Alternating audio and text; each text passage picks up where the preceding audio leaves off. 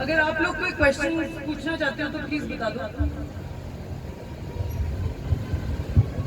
किसी मेरे वीर ने कोई क्वेश्चन पूछना हो तो प्लीज पूछ सकता।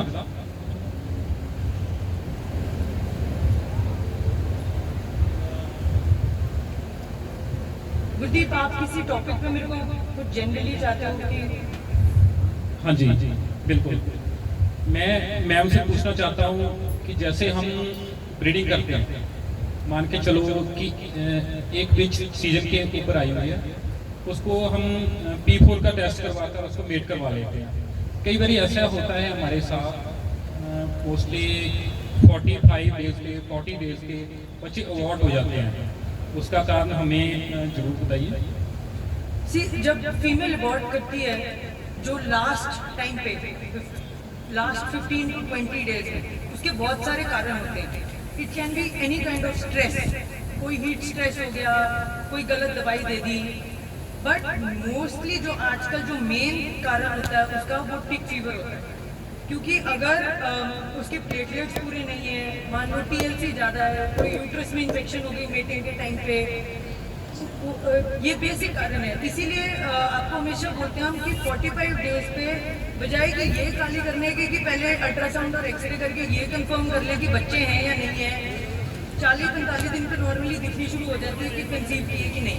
एक नॉर्मल CBC काउंट करा के देख लो, ताकि आपको एक बेसिक ब्लड पिक्चर पता हो कि उसकी जब भी आपने कभी CBC काउंट कराना है उसमें बेसिक 3 चीजें देखनी है, एक WBC काउंट, एक HB और एक प्लेटलेट। अगर ये तीनों चीजें ठीक है तो जल्दी जल्दी आपके डॉग को कुछ नहीं होगा।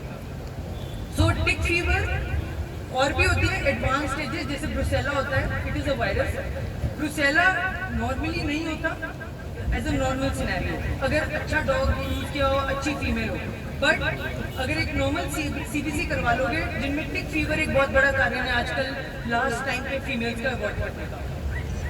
Thank you ma'am. एक और मेरा क्वेश्चन है, जैसे कि फीमेल सीजन पे आती हैं, कई बार कैसे होता है ब्लीडिंग बहुत कम होती है, जहाँ वो साइलेंट हीट पे होती है, उस टाइम हमें कोई उनका टेस्ट या कैसे उसको मेट करवाना इस टाइम? आई थिंक दोनों चीज़ों का ध्यान रखा करो, ब्लीडिंग भी प्लस सिम्टम्स भी। जैसे कोई swelling of the genital area है, बिहेवियरल चेंज है, तो उस हिसाब से आप अंदाजा लगा के 9वें 10वें दिन पे एक ब्लड प्रोजेस्टेरोन करवा लो, ताकि आपको एक बेसिक आइडिया हो और वो टाइम लग ना जाए। तो एक प्रोजेस्टेरोन के पैसे ज़्यादा लग जाएंगे, पर अगर 12वें दिन करवाओगे तो वो टाइम निकल जाएगा।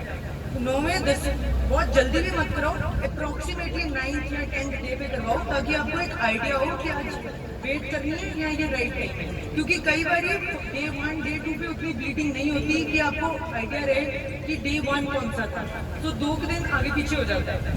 अच्छा, कई बार मैंने देखा कि कई फीमेल्स को 11th और 13th डे पे भी उनका प्रोजेस्टेरोन मेटिंग के लेवल का नहीं होता, तो प्लीज उसमें काली मत करो मेटिंग कराने की। प्रोजेस्टेरोन लेवल्स को ठीक आ लेने दो, तब मेटिंग कराओ, क्योंकि कोई फायदा नहीं है, वो कंसीव नहीं करेगी अगर प्रोजेस्टेरोन लेवल्स लो होंगे। एक क्वेश्चन और है मैम मेरा, जैसे कि मान के चलो किसी फीमेल का सिजेरियन होता है, फर्स्ट टाइम उसका सिजेरियन हुआ, सेकंड टाइम में सिजेरियन हुआ, तो थर्ड टाइम हमें पपीज लेने चाहिए या नहीं लेने चाहिए?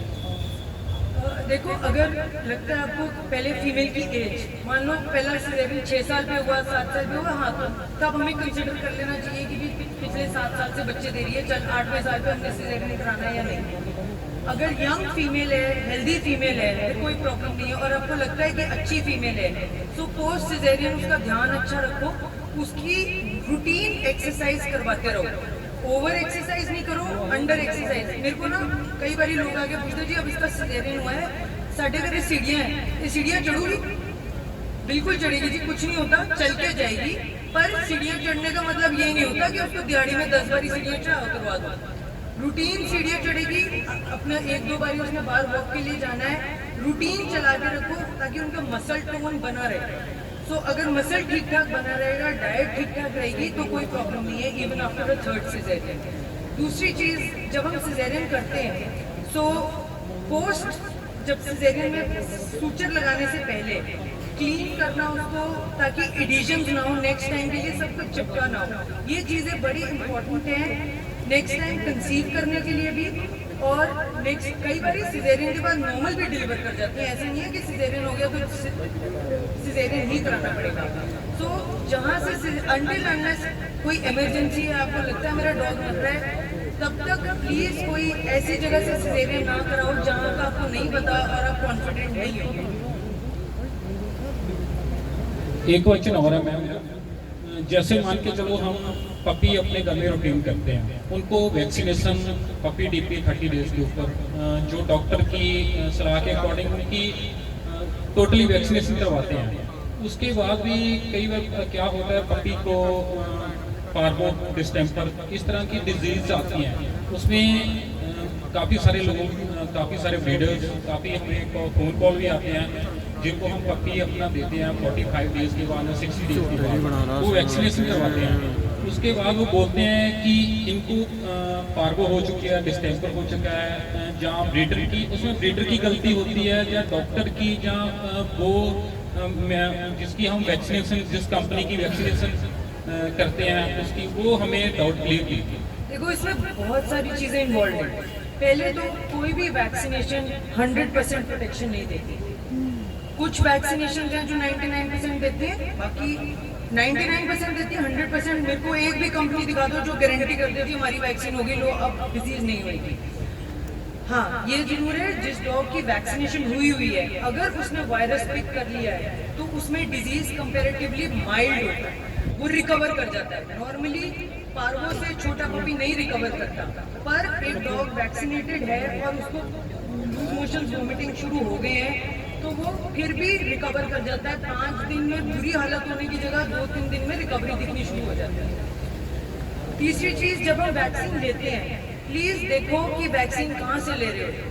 नॉर्मल केमिस्ट की शॉप से वैक्सीन ले रहे हो जिसके पास जनरेटर नहीं है, रात को लाइट चली गई, 6 घंटे लाइट चली गई, फ्रिज बंद हो गया, कोल्ड चेन ब्रेक हो गई उसकी, वो वैक्सीन पानी है।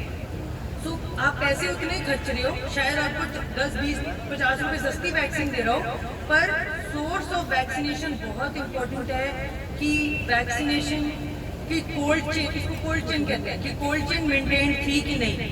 कोई फर्क नहीं पड़ना, आप एक बार थोड़ी दूर से वैक्सीन ले आओ, पर कोशिश करो कि कंपनी के आउटलेट से वैक्सीन लो, रूटीन की दुकानों से वैक्सीन नहीं लो। मैंने ना कई जगह केमिस्ट में देखा है, एक छोटा सा प्लास्टिक के लिफाफे में ना ठंडा पानी डाल के वैक्सीन पकड़ा देते हैं।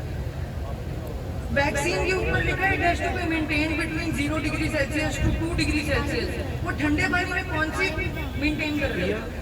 फिर कंपनी अपने जो भी आपका वेट है, जो आपके फेलो ब्रीडर्स हैं, उनके एक्सपीरियंस से सीखो कि मैंने कौन सी कंपनी की वैक्सीन लगाई थी जिसके बाद मेरे को पार्वो हो गई या मेरे कुत्तों को।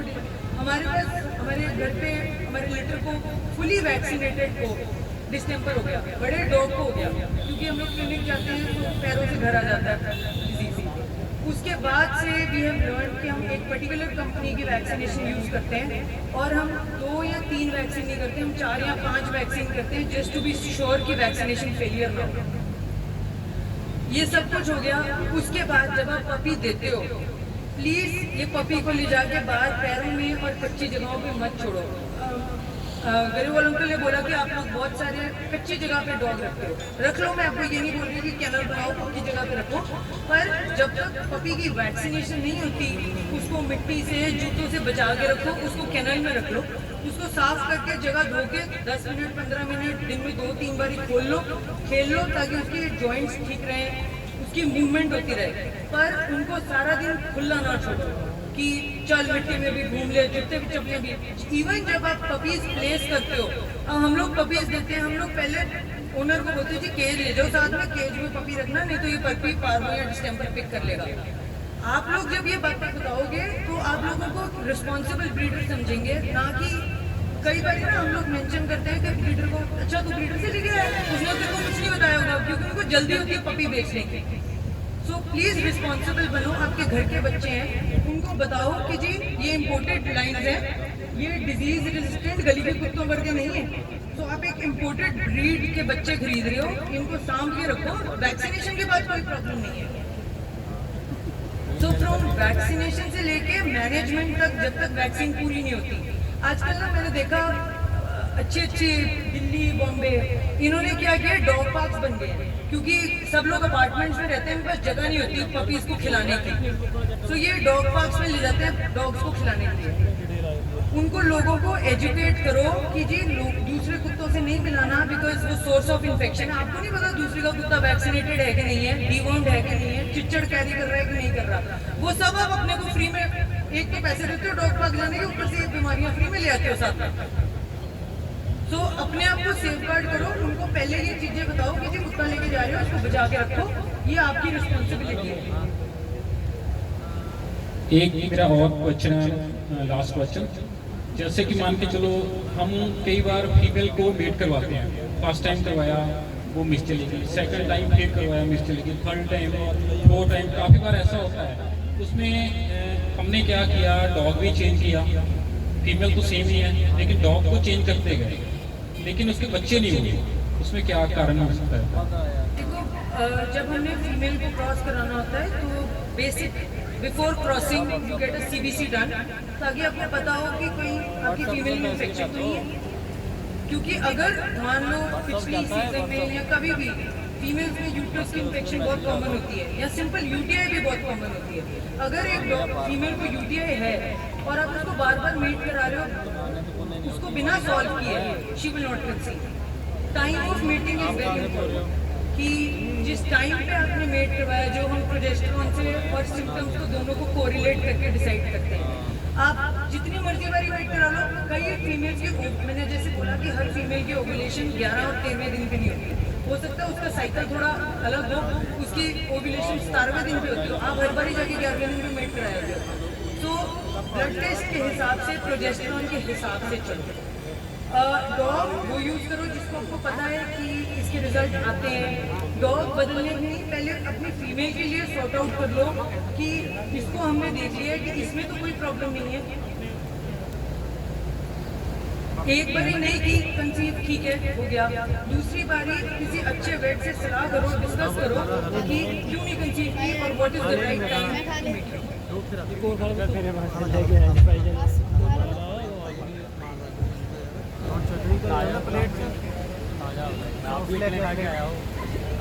Thank you ma'am.